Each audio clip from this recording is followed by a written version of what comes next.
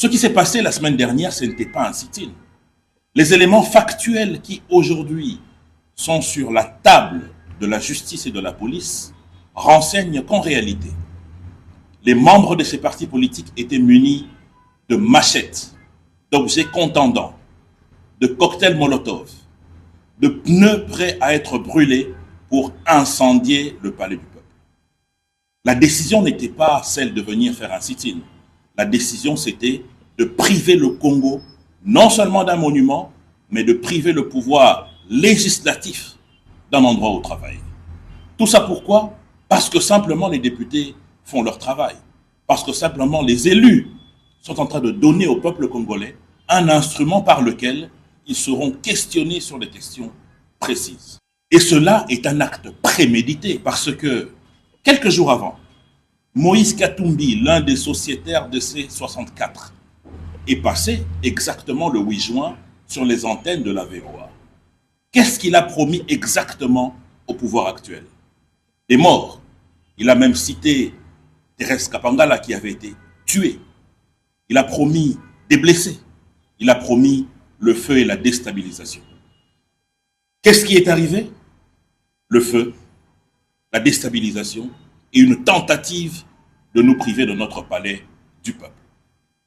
Ça signifie donc que nous n'avons pas affaire à une opposition, nous avons affaire à un groupe de pression qui, n'ayant pas d'assises populaires, a décidé finalement de déstabiliser les institutions.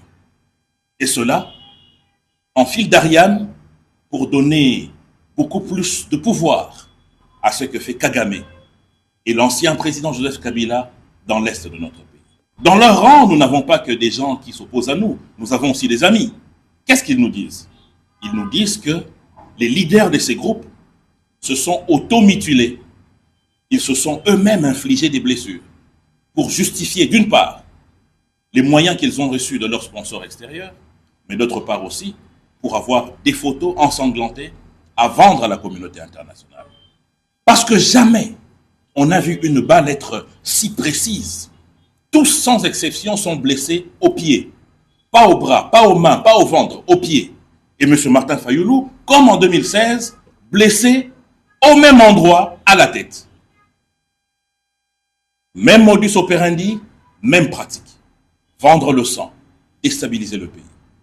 Alors nous appelons ici le peuple congolais à être debout et à dire non à ce genre de pratique. La démocratie, ce n'est pas de la violence, la démocratie, c'est le débat républicain. Et nous applaudissons le fait que le ministre de la Justice ait pris à bras le corps, sur instruction du président de la République, ce dossier, pour que ceux qui disent qu'il y a eu des morts puissent le prouver, pour que ceux qui disent qu'ils ont été blessés par balle, que la balistique de la police scientifique puisse démontrer que c'est faux.